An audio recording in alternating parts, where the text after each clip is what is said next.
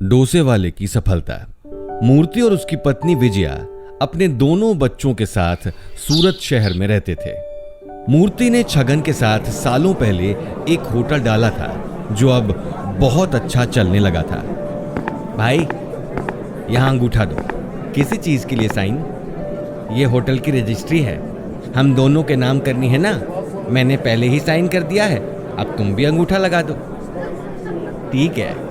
मूर्ति अनपढ़ था, इसलिए जैसा छगन बोलता वैसा कर दिया करता था।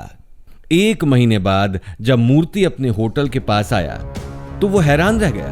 छगन, ये बाहर छगन से रेस्टोरेंट क्यों लिखा है? क्योंकि अब ये होटल मेरे नाम पे है। क्या? लेकिन इस होटल में तो मेरे जीवन भर की पूंजी है। तुमने खुद इस होटल को मेरे नाम पर रजिस्टर किया है क्या? उस दिन वो कोर्ट का पेपर जिस पे तुमने अंगूठा लगाया था, याद आया? तुमने मेरे साथ धोखा किया। मूर्ति ने छगन का कॉलर पकड़ लिया और फिर होटल में काम करने वाले लोगों ने उसे होटल से बाहर निकाल दिया। परेशान मूर्ति एक वकील के पास गया। वकील को सारी बात समझाई। हम केस तो कर सकते हैं, लेकिन उसके लिए पैसे भी लगेंगे और बहुत समय भी लगेगा। लेकिन वो होटल तुम्हें मिलेगा या नहीं, इसकी कोई गारंटी नहीं है। निराश मूर्ति अपने घर आया और रोने लगा। क्या हुआ? तुम रो क्यों रहे हो?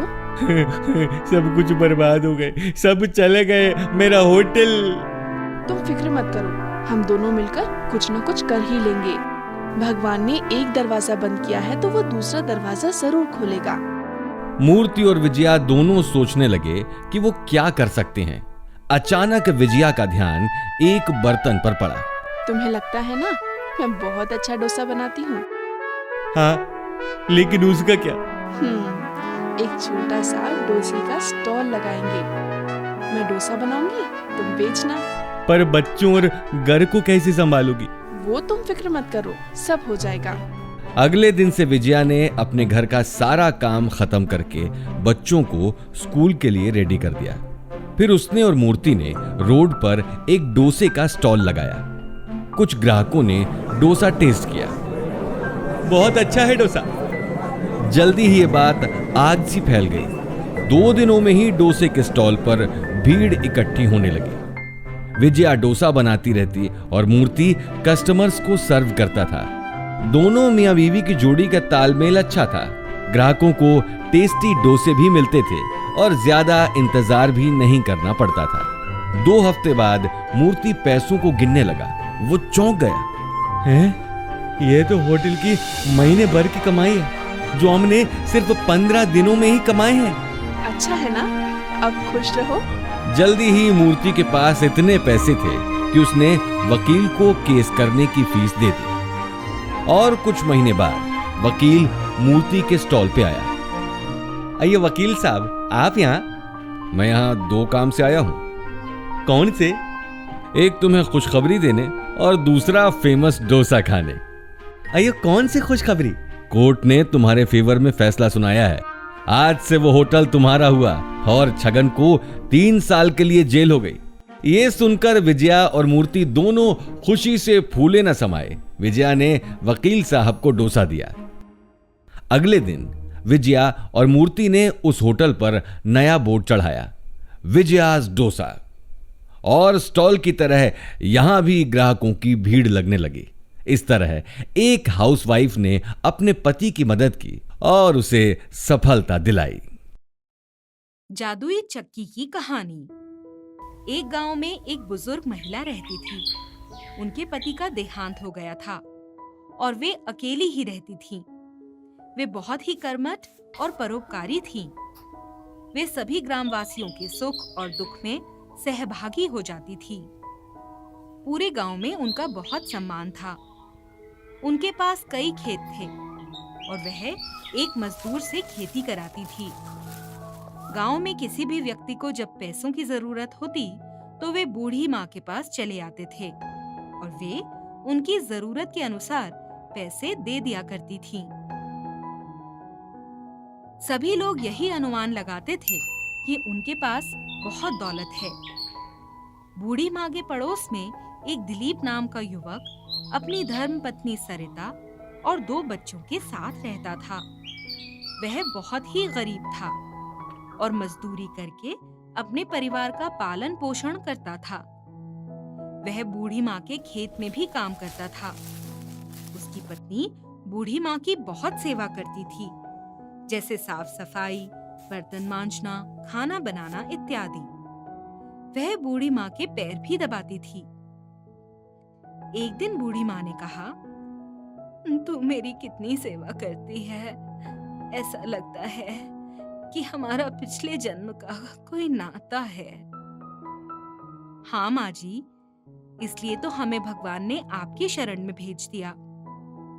सरिता, तू चिंता मत कर, भगवान तेरे सारे दुख दूर कर देगा।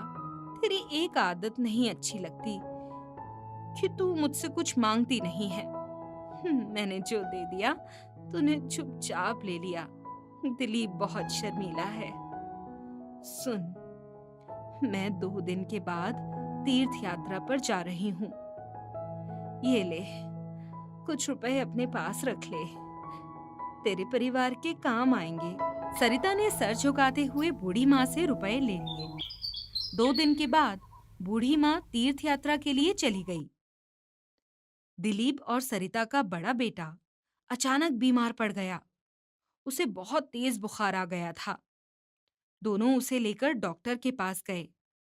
दवाई ले आए, उसे पिलाई, मगर कोई फायदा नहीं हुआ। दिन बीतते गए और बच्चे की हालत और खराब होती गई। बच्चे के इलाज में काफी रुपए खर्च हो चुके थे। अब उनके पास कुछ भी नहीं बचा था। उन्होंने आसपास रुपए की मदद मांगी, लेकिन उसे रुपए नहीं मिले। दिलीप गांव में लाला के पास गया, जो ब्याज लेकर रुपए देता था।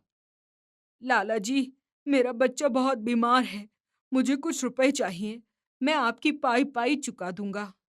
मैं बूढ़ी माँ से रुपए लेकर तुम्हारा कर्ज चुका दूंगा।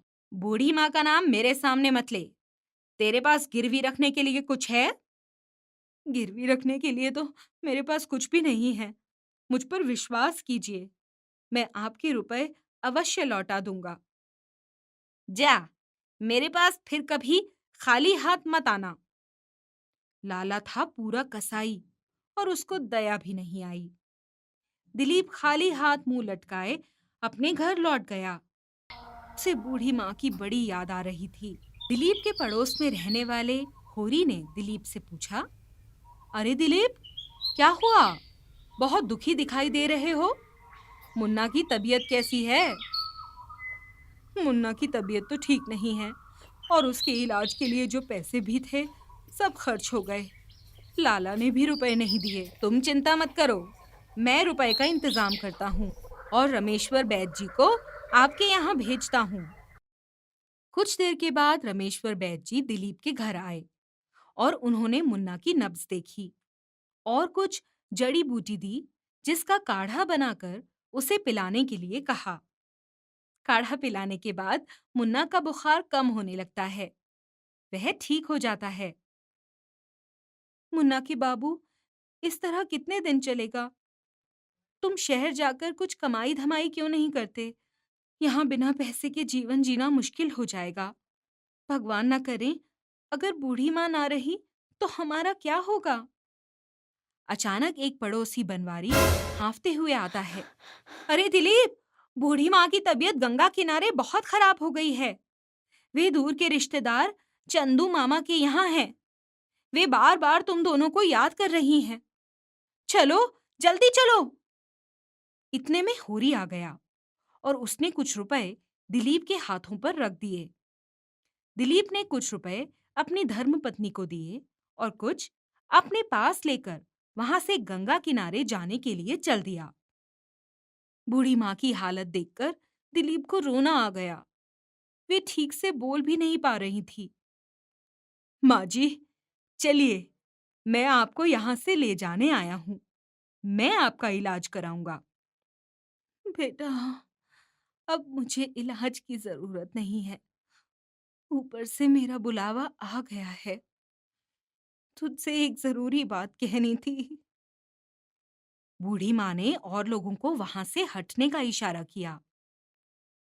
मेरे घर में कोई खजाना नहीं है, लेकिन मेरी अंदर वाली कोठरी के पूर्व दिशा के कोने में एक बक्से के नीचे एक चक्की रखी है। वह मामूली चक्की नहीं है। उससे तू जो मांगेगा मिल जाएगा। यह बात लोगों के सामने कभी जाहिर मत करना। ये दुनिया बड़ी चालाक है। उस चक्की की मदद से तू अपना और लोगों का भला करना। मैंने अब तक उस चक्की से लोगों का भला ही किया है। तू उस चक्की का कभी भी दुरुपयोग मत करना। यदि तू अच्छे कर्म करेगा तो यह चक्की जीवन भर तेरा साथ देगी। इतना कहने के बाद बूढ़ी माँ ने अपने प्राण त्याग दिए। उनका अंतिम संस्कार दिलीप ने ही किया। अपने गांव जाकर दिलीप को खबर मिली कि बूढ़ी माँ ने अपना उत्तराधिकारी दिलीप को ही बनाया है। दिलीप उस कोठरी में जाकर उस जादुई चक्की को बाहर निकालता है। दिलीप जादुई चक्की से कहता है, मुझे एक सुंदर माला दे दो। सामने सुंदर माला आ जाती है और दिलीप उस माला को बूढ़ी माँ की तस्वीर पर चढ़ा देता है। दिलीप बूढ़ी माँ की तस्वीर को प्रणाम करता है और चक्की से कहता है, मुझे एक एक बोरी दाल, चावल, आटा दे दो। सामने दाल, चावल और आटे की बोरियां सज जाती हैं। इसी तरह अच्छे कपड़े, गहने, जूते, चप्पल, सिंगार का सामान, सभी कुछ चक्की देने लगती है।